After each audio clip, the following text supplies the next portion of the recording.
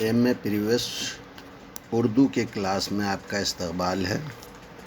میں پہلے پرچے سے متعلق غزل گو شاعروں کی حیات اور ان کی خدمات پر آپ سے گفتگو کر رہا ہوں۔ آج اسی سلسلہ گفتگو میں ایک اور شاعر کی حیات اور خدمات پر مجھے آپ سے گفتگو کرنی ہے، اور وہ شاعر ہیں شاد عظیم آبادی۔ شاد کو بچپن سے ہی شاعری کا شوق تھا۔ خداداد ذوق اور علم و ادب کا شوق شاد عظیم آبادی کے حصے میں اپنے دور کے دیگر شعراء کے مقابلے میں کچھ زیادہ ہی آیا، اور اسی کی بنا پر انہوں نے عظیم آباد کو دوسرا دلی اور لکھنؤ بنا دیا۔ شاد کا پورا نام سید محمد علی تھا۔ شاد تخلص تھا ان کا۔ 7 جنوری 1846 عیسوی کو عظیم آباد شہر میں پورب دروازے محلہ میں جو ہے وہ اپنی نانیہال میں پیدا ہوئے۔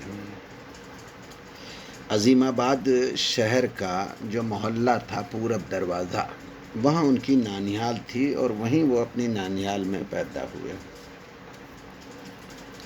ان کے والد کا نام سید عباس مرزا تھا۔ ان کا شمار عظیم آباد کے عالی خاندان رئیسوں میں ہوتا تھا۔ 5 برس کی عمر میں ہی نانیہال میں ہی شاد کی رسم بسم اللہ ہوئی بڑی دھوم دھام کے ساتھ، اور اس کے بعد وہ اپنی دادیال محلہ حاجی گنج چلے آئے۔ 9 برس کی عمر میں شاعری کے فن میں مشق و ریاض کا سلسلہ انہوں نے شروع کیا۔ مولوی فرحت حسین کے علاوہ عظیم آباد کے ایک اور مولوی شیخ آغا جان اور مولوی سید عبداللہ انہیں عربی اور فارسی کی تعلیم دینے کے لیے مامور کیے گئے۔ انگریزی انہوں نے مسٹر فریزر سے سیکھی۔ اس کے علاوہ بھی شاد نے جن افراد سے مختلف علوم و فنون سیکھے ہیں، ان کا تذکرہ انہوں نے اپنی مثنوی ثمرۃ الفواد میں بڑی تفصیل سے کیا ہے۔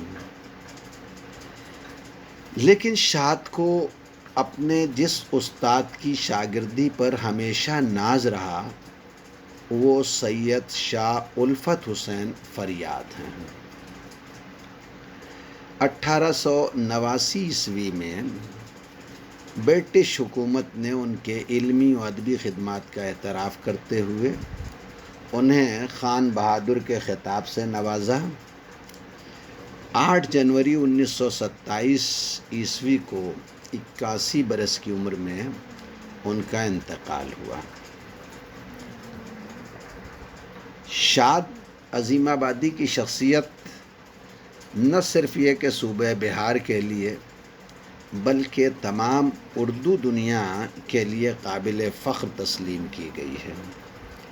شاد عظیم آبادی نے جملہ اصناف سخن میں طبع آزمائی کی، اور تقریباً ہر صنف سخن میں اپنی انفرادیت کو برقرار رکھا۔ مرثیے کو شاد نے تفکر و تفلسف دے کر اس قابل بنا دیا کہ وہ دنیا کے ترقی یافتہ ادب کا مقابلہ کر سکے۔ تو غزل میں اپنی انفرادیت قائم رکھتے ہوئے انہوں نے غزل کی اصلاحی روش کو اس طرح برتا کہ غزل کے حسن میں 4 چاند لگا دیے۔ غزل کی زبان اور انداز بیان، یعنی غزل کے مخصوص رنگ کو انہوں نے اپنی اصلاحی کوششوں کے باوجود قائم اور برقرار رکھا ہے۔ ان کی لطافت و پاکیزگی، سلاست و روانی، شیرینی اور دلکشی کے ساتھ قدیم انداز بیان کی پاسداری اور قدیم روایتوں کی پاسداری کرنا ان کا شعار رہا ہے۔ اور نہ صرف یہ کہ انہوں نے قدیم انداز بیان اور قدیم روایات کی پاسداری کی ہے، بلکہ ان کو اگلی نسل تک منتقل کرنے کا انتہائی اہم کارنامہ انجام دیا ہے، اور یہ کارنامہ ہر کس و ناکس کے بس کی بات نہیں ہے۔ اس کے لیے شاد جیسے جیالے شاعر کی ہی ضرورت تھی۔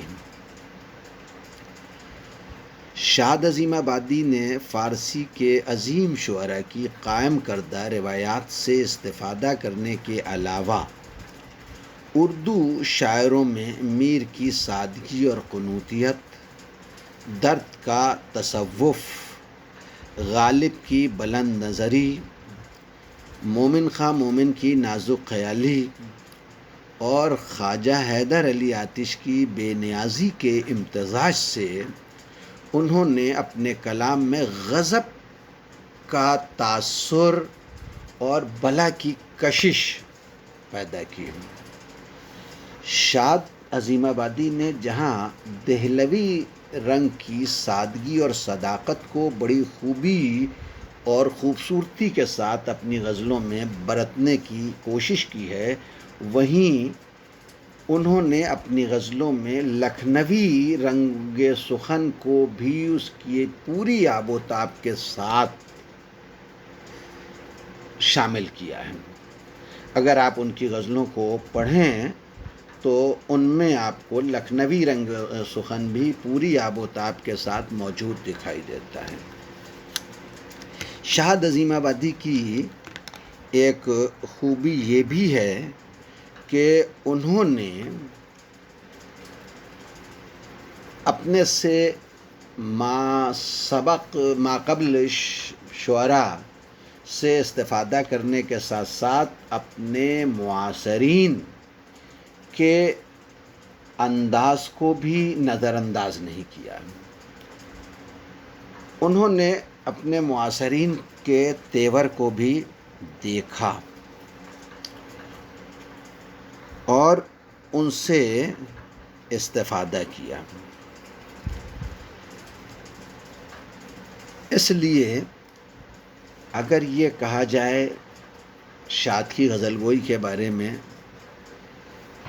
تو شاید غلط نہ ہو کہ شاد نے اپنے کلام میں لکھنؤ اور دہلی کے رنگ سخن کے حسین امتزاج کو توازن اور اعتدال کے ساتھ برت کر اپنی انفرادیت قائم کی ہے، اور انہی رنگوں کو ملا کر شاد نے بہار میں شاعری کا ایک نیا دبستان عظیم آباد قائم کیا ہے۔